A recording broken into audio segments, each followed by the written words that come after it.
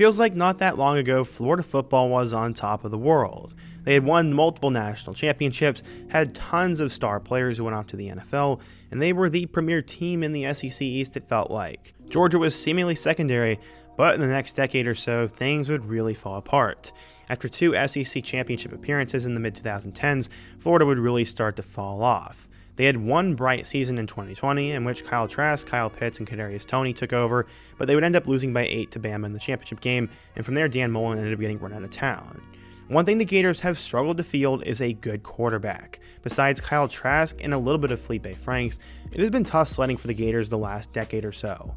The same thing can be said in 2024. The Gators are a complete and utter dumpster fire as we speak, and pretty much everything has gone wrong for head coach Billy Napier.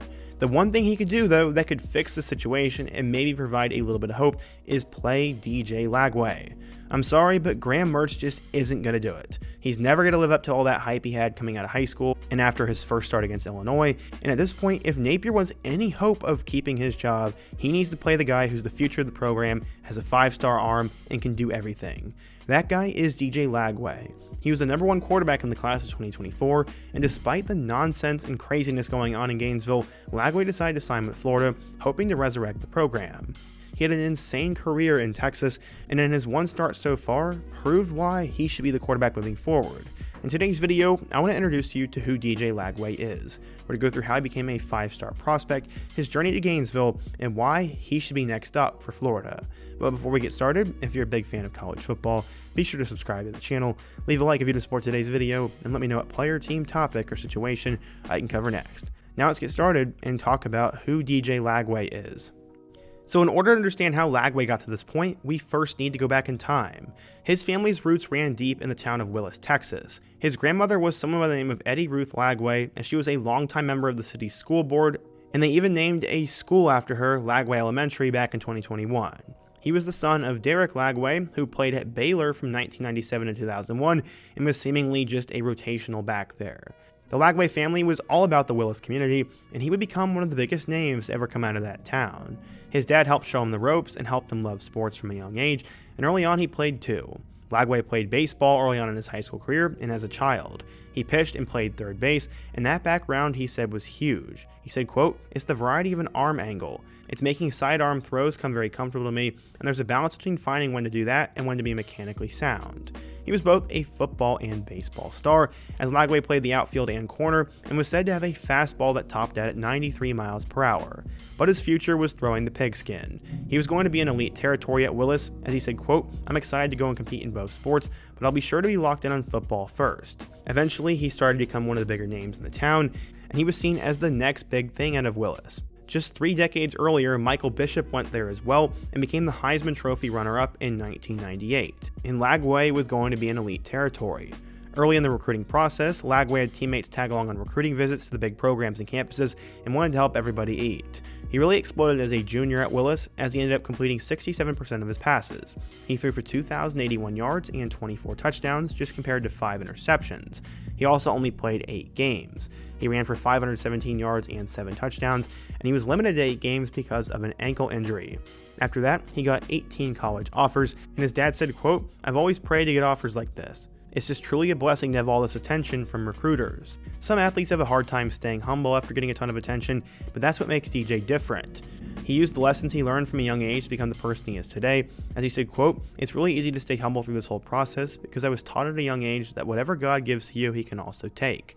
I just lived my life through that principle." He would need it, as he would become the #1 quarterback in the country at one point. His coach said, quote, "I've coached players that went to the NFL, but I've never coached one that I knew was going there. DJ can be a first-round pick, and he throws the ball better than anyone I've ever seen." But where was he going to go? Well, he was not shy about calling Florida his dream school early on, as head coach Billy Napier and the staff extended an offer back in March. On one visit, the entire stadium was chanting Lagway to the swamp, and that was a huge turning point. His dad said, quote, "I played college football, and I've never seen anything like that." He was their top guy and top priority, as Lagway said he was their guy, and that they mainly focused on him at the quarterback position. Eventually, he would choose Florida, and his dad was somewhat surprised. He said, quote, "Honestly, I was surprised. I was pushing for Baylor, but DJ said he had his eye on Florida for quite a while." The ceremony itself was a big deal, as Lagway would ask his younger brother Jamal where he was going, and then he'd pull out a Gators cap and a bag from underneath the podium, slapped it on, and immediately started doing the Florida Gator chomp. His big brother did the same thing, and he revealed a white t-shirt with a Florida logo under his gray hoodie. He was committed to the Gators, but not everything was perfect either. Coming off an injury-plagued junior year, in which he suffered a high ankle sprain in week 2, Lagway had committed to the Gators just a couple of weeks before Christmas, and at the time he picked Florida over 33 other offers. He was preparing for his senior year, and then would do something truly special. In his senior season at Willis, he broke numerous records in the state of Texas, including the 6A single-season passing record. He threw for 4,605 yards and 59 touchdowns, as well as running for 953 yards and 16 more scores.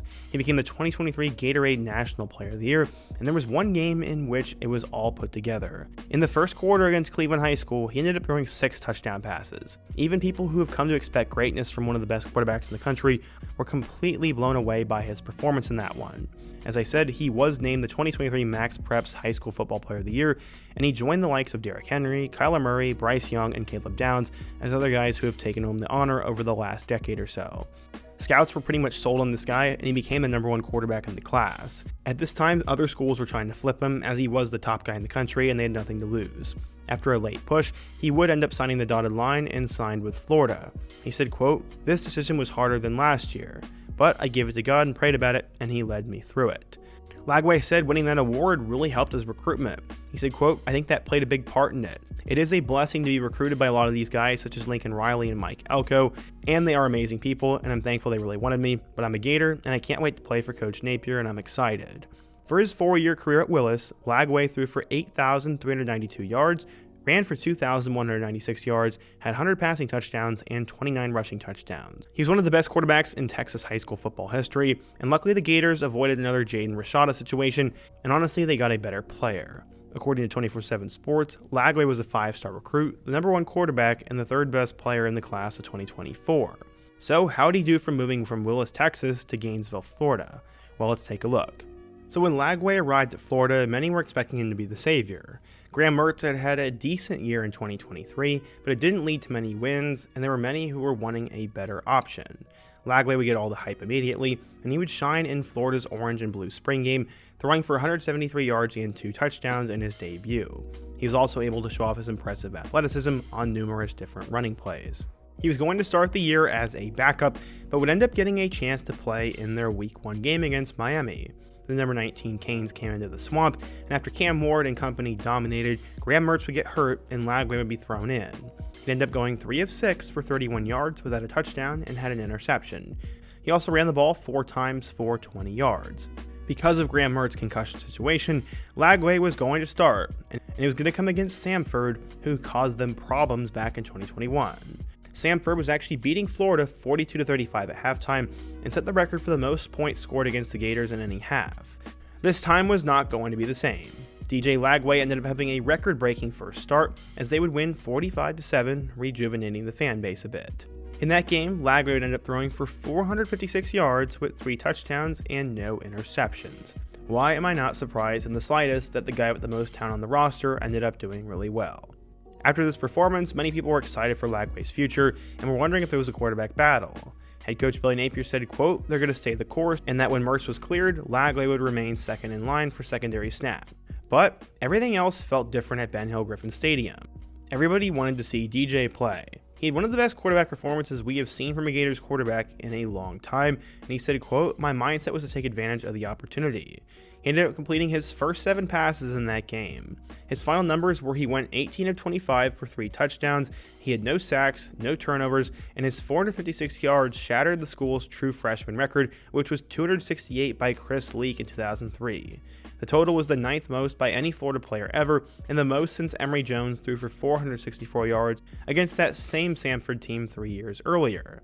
Napier said, quote, "We've got a good young quarterback, and we have an incredible veteran quarterback as well." What's really interesting is this doesn't really make all that much sense. Billy Napier has the hottest seat in college football right now, and his consensus is that his career will probably be over in 2024, if not midway through the season. It makes a lot more sense for Napier to play his prized 5-star recruit who already did something than to play a guy who's injured and really isn't all that good. Luckily, they would end up turning to Lagway this past weekend against A&M, as Lagway would go 6 of 13 for 54 yards with a touchdown and 2 interceptions.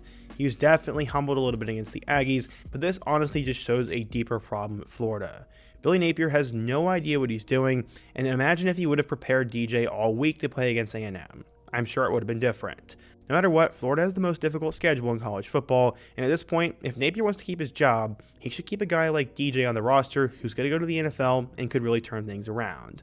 I could see a world in which Billy goes with Graham Mertz the rest of the year, they win 3 or 4 games, and then Lagway enters the portal. Sadly, I think that is an option, and Florida fans are begging him to play him more, but we'll just have to wait and see what happens. Either way, DJ has a bright future in the game of football, and I'm excited to see what comes next. But what do you guys think? If you're a Florida fan, and what should Billy do about the quarterback situation, and what other freshman quarterback or quarterback in general should I do a video on next? Be sure to let me know down below, leave a like if you want to support today's video, subscribe if you're new, and check out all my other videos on the end screen. Hope to see you guys again soon, but until next time, peace.